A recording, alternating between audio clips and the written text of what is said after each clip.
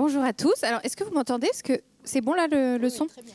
Je voudrais d'abord remercier les organisateurs, en particulier Sylvie Audan et Annick Toutain, de m'avoir invité à vous parler effectivement de ce travail qui concerne la description d'une signature épigénétique dans l'embryo-fétopathie ovale-proate. Donc moi, je suis effectivement généticienne clinicienne au CHU de Lyon. Donc je vais vous présenter sous un angle quand même assez clinique le fruit de ce travail qui est un travail collaboratif avec l'équipe du professeur Bekim Sadikovic, donc au London Health Science Center au Canada. Donc avant de vous parler plus précisément de cette signature épigénétique, je voulais quand même revenir sur l'historique et sur les caractéristiques cliniques de cette pathologie. Donc tout commence en 1963 avec la découverte des propriétés antiépileptiques de l'acide valproïque qui conduit à sa commercialisation en 1967 comme traitement des épilepsies généralisées et focales sous l'appellation de Dépakine. Puis en 1983, cette molécule obtient l'AMM pour les troubles de l'humeur en seconde intention sous l'appellation de Dépakote. Et donc on connaît les propriétés très puissantes antiépileptiques de cette molécule qui a conduit à sa prescription très très large, y compris chez des femmes en âge de procréer et des femmes enceintes. Ces effets tératogènes sont connus depuis les années 1980 avec initialement des descriptions surtout d'anomalies de fermeture du tube neural, puis progressivement dans les années 80-90 ont été décrites d'autres malformations associées à l'exposition anténatale à l'acide valproïque qui sont des malformations diverses qui ont fait décrire en fait le phénotype sous l'intitulé de l'embryo-fétopathie ovale-proate ou fœtale valproate syndrome. À partir de 1990, la littérature commence à voir émerger des descriptions en fait, de troubles du neurodéveloppement. Et on sait donc aujourd'hui que 30 à 40% des enfants exposés in utero à la dépakine présentent des troubles du neurodéveloppement et environ 10% des malformations. Donc tout ceci a bien évidemment conduit à finalement contre-indiquer ce médicament pendant la grossesse, avec en 2018 des documents d'information pour les femmes et pour les médecins prescripteurs qui sont diffusés sous l'autorité de l'Agence nationale de sécurité du médicament qui encadre en fait la prescription de l'acide valproïque chez les femmes en âge de procréer et chez les femmes enceintes. Donc cette prescription doit être faite par un médecin spécialiste après information des risques, signature d'un accord de soins en cas de traitement par VPA chez une femme en âge de procréer ou pendant la grossesse. Donc une prescription en fait réservée à des situations d'impasse thérapeutique comme il y en a. Donc les critères diagnostiques de l'embryo-fétopathie à la dépakine, c'est pas si simple. Là, ce schéma est issu du protocole national de diagnostic et de soins qui a été rédigé sous la coordination de Sylvie en 2017 et qui nous dit qu'effectivement le diagnostic d'embryo-fétopathie ovale-proate. J'essaye de... Ah oui, il est là, voilà. En fait, est posé chez une personne qui a été exposée in utero à la dépakine en association à soit un critère caractéristique, notamment la dysmorphie faciale qu'on verra après, ou une association avec des malformations évocatrices de l'embryo-fétopathie ovale-proate, ou bien deux critères un peu moins spécifiques, et là c'est un peu plus compliqué parce qu'il y a beaucoup de choses qui sont décrites. Et notamment les troubles du neurodéveloppement, donc qui sont surtout des troubles des apprentissages. Il y a très peu de déficiences intellectuelles en termes de score de QI chez les patients exposés. Pas mal de troubles du spectre autistique. Et donc, au niveau des diagnostics différentiels, on conseille quand même de faire un bilan génétique chez ces patients en cas de déficience intellectuelle, parce que c'est quand même très atypique, en cas de troubles du spectre autistique, parce que c'est aussi une indication de faire une CGHRE notamment, en cas d'association malformative ou quand on se dit mais ça colle pas, il y a possiblement autre chose. Et ça peut être le cas parce que finalement, on est dans des situations où on a quand même une maman qui prend un médicament, soit pour une épilepsie ou pour un trouble bipolaire, donc qui a quand même une maladie qui peut en fait être d'origine génétique et pouvoir s'associer aussi à des troubles du neurodéveloppement qui peuvent être donc transmis. Donc au niveau des malformations, le risque cumulé de malformations varie de 9 à 15% selon les études. Il est 2 à 3 fois supérieur aux risques malformatifs associés aux autres antiépileptiques qui sont eux aussi pour la plupart tératogènes, mais beaucoup moins que l'acide valproïque. En ce qui concerne le neurodéveloppement, on a des données qui sont quand même assez solides pour l'acide valproïque et on a des données qui sont beaucoup moins disponibles en fait pour les autres antiépileptiques, donc il faut quand même rester prudent. Il y a clairement un effet dose qui est très important. Hein. Là, on voit les chiffres en fait associés à une prise de plus d'1,5 g par jour de 24% contre 5,6% pour des doses inférieures à 700 mg. Et le risque est majoré en cas d'association à un autre antiépileptique. Et donc, ces malformations vont s'associer de manière variable et aléatoire chez les patients, qui peuvent d'ailleurs ou pas présenter des malformations. Les principales malformations, ce sont les anomalies de fermeture du tube neural, donc ce qui a été décrit initialement, qui sont présents chez 1 à 3% des patients exposés, donc un risque multiplié par 30. Des cardiopathies, avec un risque 2 à 3 fois supérieur à la population générale, et clairement, vous voyez aussi un effet dose. Et puis, d'autres malformations, les craniosténoses peuvent être relativement évocatrices, en particulier les trigonocéphalies, des fentes palatines, des hypospades, des malformations des membres avec en particulier des anomalies du rayon radial, et puis tout un cortège d'autres malformations qui sont quand même beaucoup plus rares. Donc la dysmorphie faciale, elle reste assez discrète, mais elle est néanmoins plutôt spécifique. Elle évolue avec l'âge, elle est plus facilement reconnaissable chez le petit, et donc il ne faut pas hésiter à demander des photos du patient lorsqu'il est dans cette tranche d'âge, en fait, lorsqu'on le voit plus grand. Et donc, elle associe un front haut, une racine du nez plutôt large avec des fentes palpébrales étroites, un nez bulbeux avec des narines antéversées, le philtrum qui est souvent très évocateur, plat, long, avec des lèvres fines, et puis soit un rétrognatisme, soit parfois un prognatisme avec une inversion de l'articulé dentaire.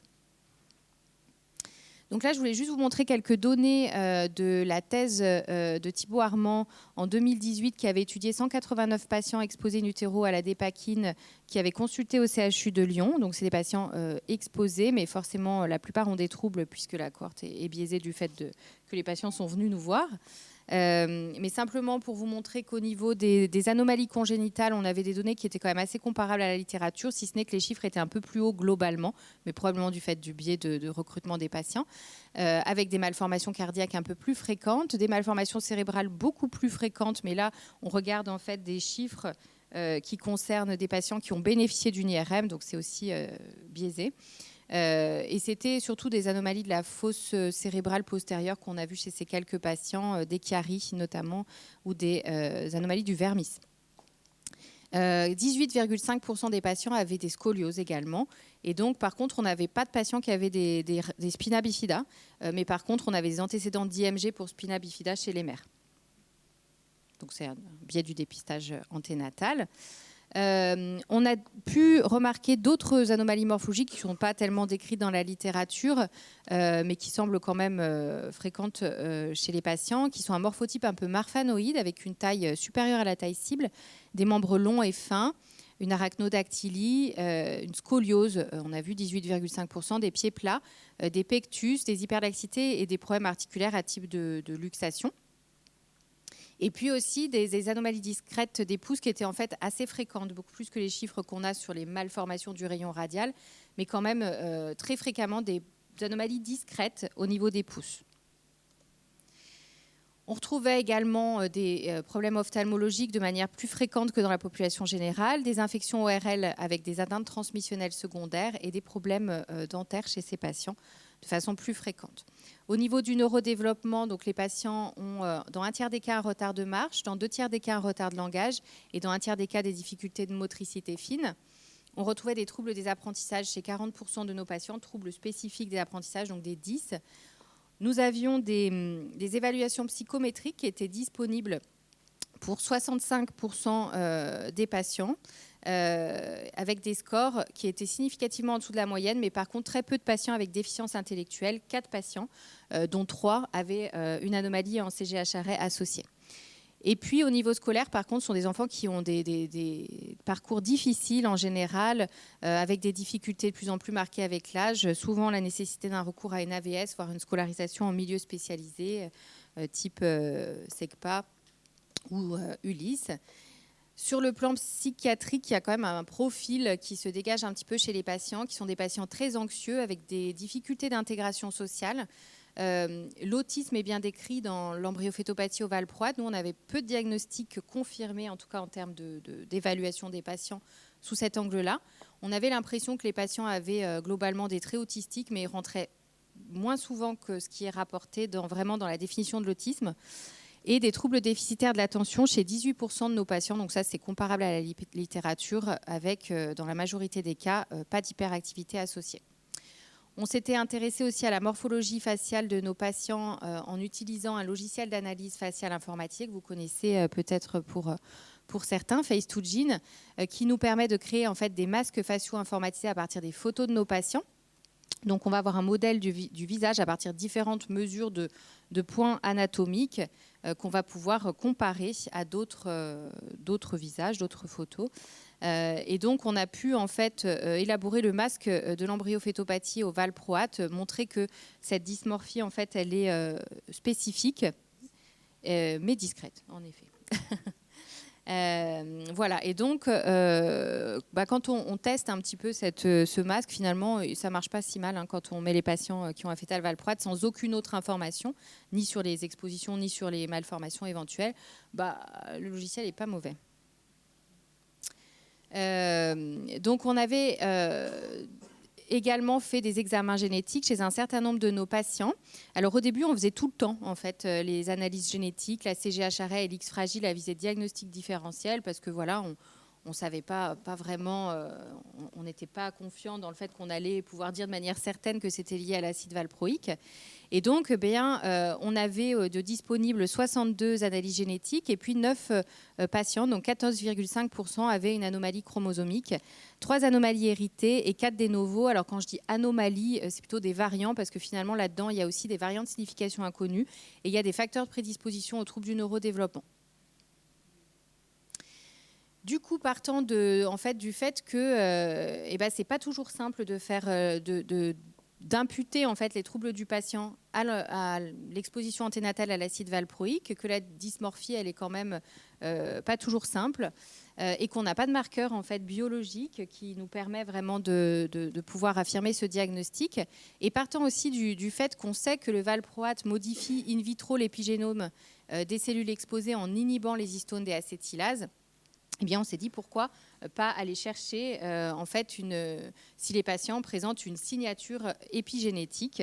Alors là, je vais vous montrer ce qu'on a fait pour le valproate, mais je pense qu'on pourrait aussi, si on avait des patients à disposition, le faire pour les d'autres antiépileptiques, parce qu'il y en a d'autres qui sont également des histones des acétylases. Et puis, il y a ce papier qui montre en fait des modifications de la méthylation de l'ADN chez des nouveau-nés exposés à différents antiépileptiques, dont la lamotrigine. Du coup, on a voulu rechercher effectivement cette épisignature, qui est un profil spécifique de méthylation qui va être associé à une condition génétique ou environnementale, profil qui va être commun aux individus atteints et différent d'individus non atteints ou atteints d'autres pathologies.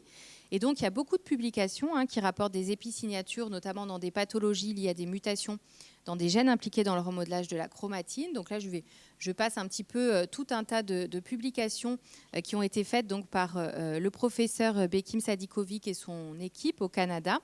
Et donc, du coup, il a pu décrire plus de 50 signatures actuellement. Je crois même que ça monte beaucoup là. Il a développé un outil d'aide au diagnostic pour les pathologies pour lesquelles une épisignature a été mise en évidence. Donc, par exemple, pour des situations où on a un diagnostic clinique comme un syndrome de Kabuki, avec un variant dans l'un des gènes du Kabuki, mais qui reste, qu'on n'arrive pas à classer, et bien finalement, si on retrouve la signature épigénétique associée à ce gène chez le patient, c'est un argument supplémentaire. Ça peut permettre de reclasser dans certains cas des variants de signification inconnues. Donc là, nous, on avait en fait 32 ADN de patients exposés in utero à l'acide valproïque disponibles au laboratoire, pour lesquels les patients avaient autorisé les études en recherche, donc 19 femmes, 13 hommes, avec des âges compris entre 4 mois et 35 ans. 8 patients avaient des anomalies chromosomiques et tous ont des troubles du neurodéveloppement et seulement 7 ont des malformations majeures. Tous les patients ont accepté de participer à l'étude, hein, donc ça montre quand même la dynamique des patients sur les questions de recherche. Et donc, on a pu envoyer les 32 ADN au professeur Sadikovic. Donc ça, c'est les caractéristiques cliniques des patients. Donc globalement, on voit que tous... bon, j'arrive pas hein, avec le pointeur, je crois. Non. Ah, c'est en haut. Ah oui, c'est pour ça peut-être. Du coup, on voit que tous ont des troubles du neurodéveloppement, en particulier des difficultés d'apprentissage. Peu ont des déficiences intellectuelles. Et donc, il y a 7 patients qui ont des malformations qui sont variables. Hein, fente labiopalatine, polydactylie, cardiopathie, craniosténose, hypospade, etc. Et donc, là, on voit les patients qui ont des anomalies chromosomiques qui sont effectivement soit des variants pathogènes, soit des facteurs de prédisposition aux troubles du neurodéveloppement qui sont parfois hérités, hein, soit des variants de signification inconnue, notamment parce que parfois on n'a pas pu tester les 2 parents. Donc l'analyse a été faite au Canada grâce à une puce Illumina qui fait une analyse de méthylation génome entier, qui teste 850 000 sites de méthylation qui couvrent 99% des RevSec genes, 98% des îlots CPG, avec des sites CPG à la fois dans et en dehors des îlots CPG. Et donc, eh bien, après avoir réalisé un certain nombre de contrôles qualité et d'étapes qui permettent de retirer en fait, des ADN pour lesquels il y a trop d'erreurs sur les sondes ou des ADN qui seraient déviants, enfin très différents en fait, des autres, eh bien, finalement, il a été retenu 19 ADN qui ont été utilisés pour rechercher la signature épigénétique. Les 8 patients avec anomalies chromosomiques ont été étudiés dans un deuxième temps sur des phases de test. Et 5 patients ont été aussi utilisés uniquement comme des tests. Donc, c'est des patients qui ne s'égrégeaient pas avec les 19 autres échantillons. Et cette analyse a été faite avec des contrôles matchés pour l'âge et le sexe qui ont été pris de façon aléatoire dans la collection d'ADN de l'équipe du Canada. Donc là, c'est le même tableau, simplement on voit donc plus en rose-orange donc les patients qui ont servi à la mise au point de la signature et en jaune-vert les patients qui ont été utilisés pour les phases de test secondairement. Donc il y a d'abord une étape de sélection des sondes qui va se faire en fait sur des sondes qui différencient bien les patients et les contrôles en termes de méthylation. Donc ici sur ce volcanoplot, on voit effectivement la différence de méthylation apparaître ici, et puis des sondes qui sont aussi le plus statistiquement significatives. Puis il y a d'autres critères qui rentrent en compte, notamment il faut que ce soit des sondes qui n'aient pas une trop grande variabilité, etc. Et donc là, on voit sur cette image les sondes qui ont été sélectionnées pour mettre au point la signature. Donc voici les résultats. Donc ici sur cette représentation heatmap, on voit en fait pour chaque ligne une sonde et pour chaque colonne un patient. Et donc on voit qu'il y a une différence. Donc ici aussi sur cette analyse qui va en fait séparer les patients avec une distance qui va être corrélée à leur différence en termes de méthylation. Et donc on voit que l'analyse permet de bien séparer les patients en jaune et les contrôles en bleu. Donc, il semble qu'on ait mis en évidence une signature qui nous permet de bien différencier patients et contrôles. Donc ensuite, il y a des étapes de cross-validation donc, qui permettent de tester la sensibilité de la signature. Donc en fait, les analyses sont refaites en enlevant à chaque fois un échantillon d'ADN de patient pour vérifier qu'on retrouve la signature et que chaque patient va bien matcher pour chacune de ces analyses avec les autres. Donc 19 analyses supplémentaires ont été faites et retrouver des résultats bien cohérents. Ici, en fait, c'est une analyse qui permet de tester finalement le profil de méthylation de patients ici avec l'embryofétopathie ovale-proide, mais qui sont les patients qui ont été utilisés pour la signature. Hein. Et ici, des contrôles et des patients qui présentent d'autres troubles du neurodéveloppement, qui sont aussi des échantillons qui font partie de la base de l'équipe canadienne. Et donc, en fait, chaque échantillon obtient un score compris entre 0 et 1. Lorsque le score est de 1, ça veut dire qu'il y a une très forte probabilité que cet échantillon corresponde à la maladie testée. Et lorsque le score est de 0, la probabilité est très faible. Et puis, entre les deux, voilà. Et donc, on voit finalement que, évidemment, nos échantillons qui ont été exposés à Dépakine ont un score de 1, tandis qu'en fait tous les autres ont des scores très bas, pour la plupart à 0, donc ce qui montre la spécificité de la signature. Ensuite, on a regardé ce qui se passait pour les échantillons qu'on n'avait pas inclus pour élaborer le profil. Et donc, en fait, ce qui est intéressant, c'est qu'on voit qu'il y a 5 patients sur 8 qui étaient des patients avec des anomalies chromosomiques qui, en fait, ont la signature épigénétique qu'on a précédemment identifiée. Par contre, il y en a 3 autres qui ne l'ont pas, plus les 5 patients, en fait, qui avaient été retirés du départ, qui, eux, n'ont pas la signature identifiée. Donc au final, on a identifié une signature épigénétique associée à l'embryo-fétopathie ovale-proate. On l'a retrouvée chez 5 des patients avec anomalie chromosomique. Donc ça, c'est intéressant parce que du coup, ça montre que cette signature, elle est quand même robuste. Par contre, c'est vrai qu'il y a quelques patients qui n'ont pas la signature. Et donc là, il faudrait qu'on essaye de comprendre pourquoi. Donc en reprenant un petit peu les données, donc là en vert, ou en jaune, je ne sais pas comment vous voyez. Enfin, en tout cas, les patients qui n'ont pas la signature, là, ils ont tous des difficultés d'apprentissage.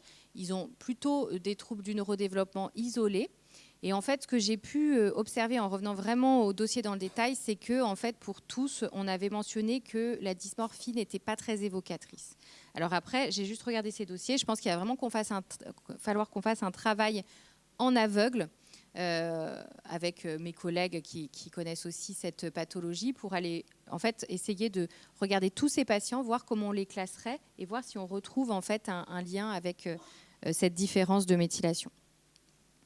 Donc, ce sont des résultats quand même qui doivent être validés encore sur une cohorte plus large de patients. Donc ça, c'est en cours. Nous, on a renvoyé quelques ADN à Lyon. Le professeur Sadikovic a reçu d'autres ADN, je crois, de l'équipe de Montpellier, aussi de collaborateurs espagnols et australiens. Donc, il est en train de tester les échantillons. Si les choses se confirment, eh bien, on serait ravis de pouvoir utiliser en fait, cette signature comme une aide au diagnostic dans certaines situations, notamment lorsqu'il y a un double diagnostic, comme ça nous arrive quand même de temps en temps, ou bien ça arrive plus rarement lorsqu'il y a une information manquante sur les expositions, par exemple en cas d'enfant adopté. Et puis, il faut aussi qu'on regarde les gènes qui sont potentiellement impactés par les anomalies de méthylation pour voir si on arrive à faire un lien avec le phénotype, mais ça n'a pas été encore fait. Voilà, donc je voudrais remercier toutes les personnes de mon service, en particulier Patrick Edry qui a vu beaucoup des patients de cette cohorte, le professeur Lesca qui a inclus aussi quelques patients, l'équipe de Montpellier qui nous a mis en lien en fait avec nos collègues au Canada, et puis bien sûr l'équipe canadienne qui a fait tout ce travail. Je remercie aussi Sylvie avec qui on a eu beaucoup d'échanges à ce sujet, et bien sûr les patients et leurs familles pour leur confiance en fait. Et je vous remercie pour votre attention.